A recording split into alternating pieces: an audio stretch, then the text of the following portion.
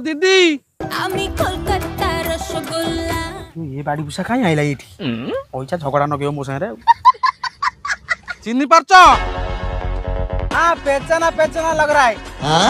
ओ पहचाना लग रहा है नहीं यार आसो बौदी की मनिष्ठा की ये बाड़ी पुसा भारी खराब प्रकृति लोकटा ये हमर से गली की जाए पैसा आइला मो संगे झटा कोटा नगी झगड़ा करिवो तू जाए ता कथा बुझी के आसी तुम क्यों जा रही हो तू जाननु ये हुंडा मुंडा लोकटा इटा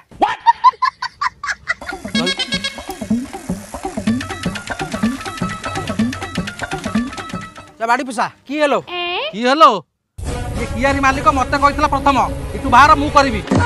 मालिक ने हमको काम दिया है तुम निकलो हां थोड़ा मो ओडिसा मु इटी पळेबी तू कलिकता से काम करबी ना इठी काई असो तमे हां यदि तळी रहर अछि ते ममता केर तळी रहू ना भाई ममता केर बे पने हळ हैनी आ ये चाष को करबी हळ है नै आंकर गोटे मुंडिया नंगल अछि यदि कहबा पठै दिबो हळ कर दी आसीबो ता नंगला बहुत दिन हला हळ करनी हां सिटी जो मोटाळ माटी आ नंगला मुन्नो भागी जबो